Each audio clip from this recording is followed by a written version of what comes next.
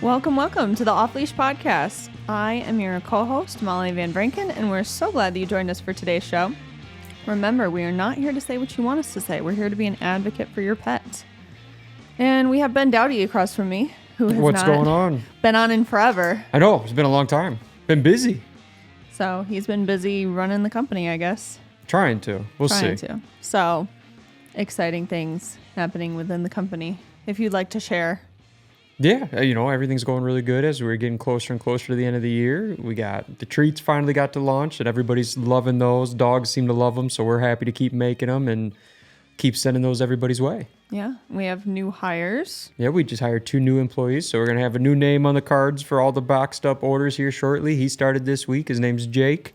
And then we'll have a new customer service lady starting in beginning of January, Celia. So now all you people that call in and ask for Ben can no longer ask for Ben. Well, I'm still always here to help. But now Celia is going to be the girl to go to. She's going to be fantastic, and we're super excited to have both of them part of our team here.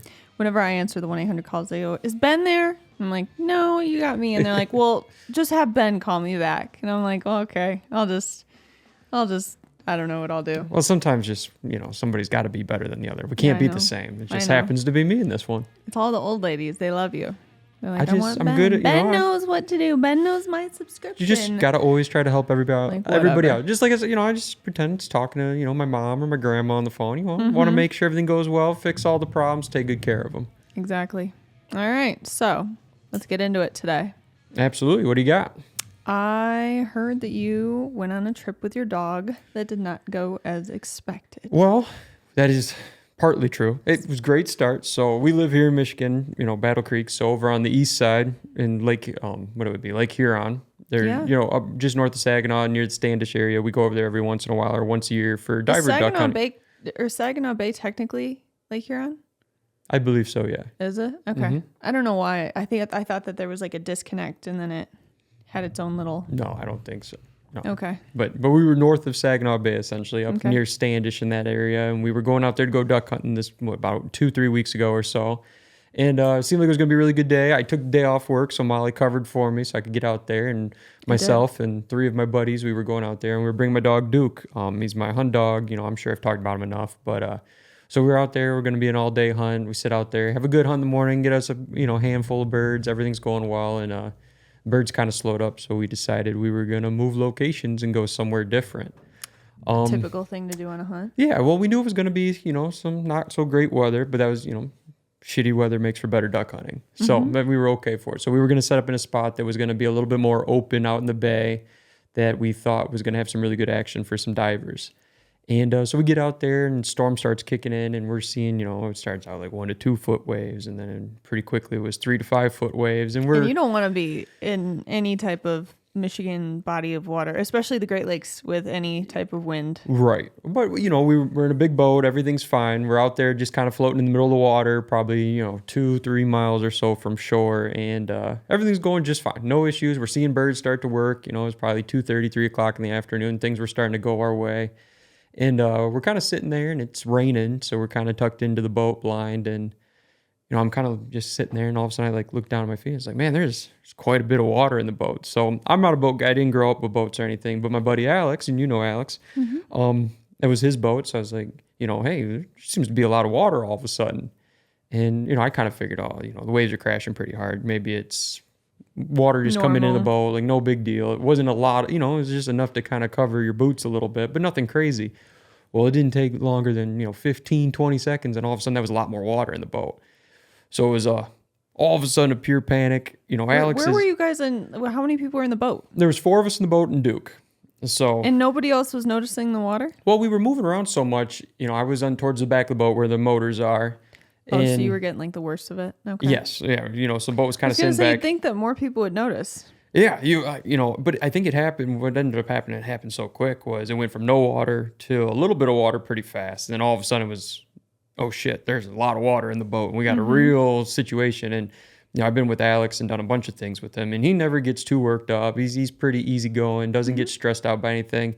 And he stood up and saw what was going on. I've never seen the look on his face that he gave us. I've never seen him stressed out. I mean, I've seen things go wrong, and he's just, we'll figure it out. This was something different. And so immediately he's like, okay, well, something's going on here. Like, let's get the decoys picked up real quick and we'll head back to shore. We'll cut the hunt short. It's shitty out. We don't really want to sit out here much longer anyways. Right. And, he's getting everything kind of turned around in the water. I mean, we went from 6 inches of water to all of a sudden a foot of water in the boat in that short of a conversation. So all of a sudden he's like, yeah, we're just going to leave everything out here. We got to get back to shore. So I mean, still not really knowing much about boating and anything, but now it's like, oh shit, there's a hell of a situation and developing. And the dog was in the boat? Yeah, Duke's in the boat sitting there right next to me. I mean, that's the goofiest thing about him or dogs in general. He had, we'd shot plenty of birds in the morning, so he was pretty tired at that point. He's getting older, so he's not a spry pup anymore. So he was just laying there kind of on his little, on the little bench that's there in the boat. And he was sleeping. He was just hanging out, like waiting for something to happen. And it's like, I think that's the goofiest thing. Like, he was never concerned or stressed out about any of this the whole time while the four of us in the boat. The water's flowing in even more now. The back of the boat's starting to take on a lot of water because it's slowly starting to sink. And we're 2.5 miles away from shore. And so, quickly we got a little cooler that we had in there with some of our lunch meat. And, we brought bacon and sausage for breakfast when we were out there. And so we're bailing out water. We had paper bowls in there because we had soup for lunch. And we're trying to scoop out all the water as fast as we can. And Duke's just sitting there hanging out. We leave, probably, $1,500, $2,000 worth of decoys sitting out there in the middle of the bay. And we're slowly slowly moving forward because we couldn't go fast because we don't know what the problem was. We didn't know what was going on. And, we're sitting there and we're just barely making it. We can't get the water to slow down. Like, doesn't matter. How far off were you again from the boat launch? We had to be 2.5 miles easily. Oof. Yeah. Wait, how deep of water were you in? Well, so I think that's essentially kind of what we regrouped. So we made it. We didn't die. We didn't drown the boat. Everything worked out and we ended up getting back to shore. But what ended up happening was, or what we think may have happened was we had 3 anchors down in the water and we were probably only in about 5-6 foot of water. Oh, not so bad. It wasn't too bad. But when you're looking at, the 2, 3, 4 foot waves, we were kind of bottoming out every once in a while. So what we think might have happened was that the boat could have hit one of the anchors because essentially a big crack and a hole formed where the live well was on the boat. So we were taking on so much water so fast and it happened so quick that it was either, it just cracked from bouncing off the bottom of the bay at one point or it hit something. We're not really sure what happened or what took place. Is the boat fixed now? Not yet. We're just still trying to figure out everything that's going on with that. Alex is working on it, but that boat won't be going out to the bay for probably the rest of the season, that's for sure. But yeah, it was just this whole, just pure panic. Wyatt was one of the guys that came out there with us, new buddy that I just met from over in the Lansing area, and he starts like talking about like, well, we make sure we get our waders off and everything. Like we really thought there was a good chance we were going to be swimming. And luckily it wasn't super deep water, but still it's, it was, but we made it back to the dock, got it on the boat trailer and pulled it out. And I mean, shit you not, we probably had 250 gallons of water. It took about 30 minutes to drain out the boat once we pulled the plug on it.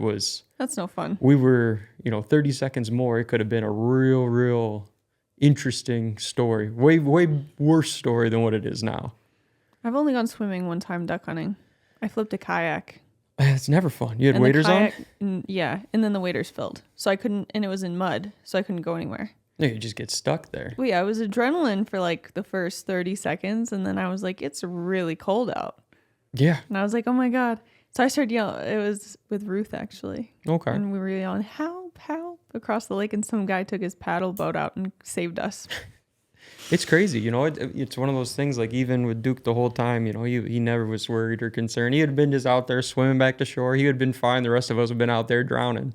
Duke would have been fine. If you went under, Duke would have been like, whatever, I'm going back. Just swim back to shore. But it's Duke's unbothered by anything. Hey, he's a pretty laid back dog. Even that whole process, I mean, because, we had to move him from where he was at because he was kind of in the way where he was sitting when we were hunting. So like, he's just laying on top of a decoy bag in the bottom of the boat, Like a good boy. 4 or 5 inches of water covering him, and he's just hanging out, like, no cares in the world, just happy as can be that he's out on the adventure. I don't think he'll ever quite realize what danger he was in too, let alone the rest of us. But I don't think he would be in danger. That dog can swim for a long time. No, he would have been fine. Me, on the other hand, I am not a good swimmer, nor am I confident in it. So this was. I guess I've never seen you swim. Yeah, it's not. I mean, I'm nothing special. I probably would have been okay for a little bit, but 2 miles is a long way to swim. Yeah. But yeah. I go out in my lake in the summer and tread water just to see how long I could do it. I'd be done. I think my longest is like 10 minutes. I would have been done out there. I'd have been sitting out there with the decoys. You got to do it with no hands, though. That's the workout part.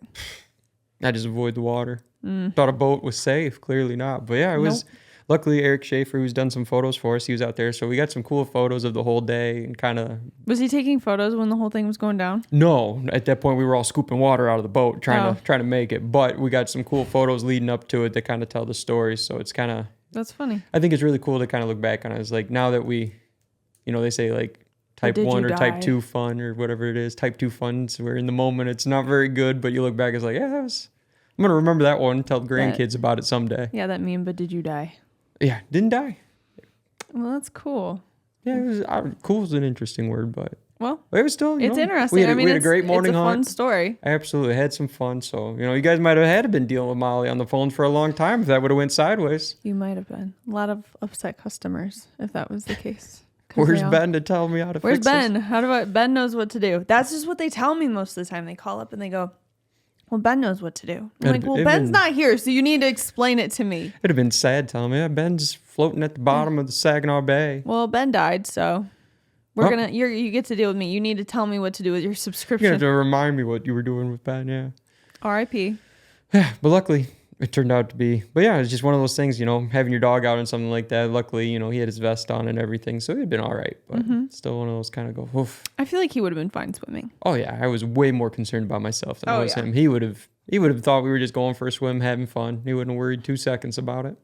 I used to take my dogs. I don't know why I would do this, but I think it was because I didn't like them on the paddleboard. But I would go on my paddleboard on the lake and I'd make them follow me and swim. And it's great exercise for them. We'd go around the whole lake, and I had one of my neighbors was like, that's mean that you make them swim after you. And I'm like, why? It's exercise.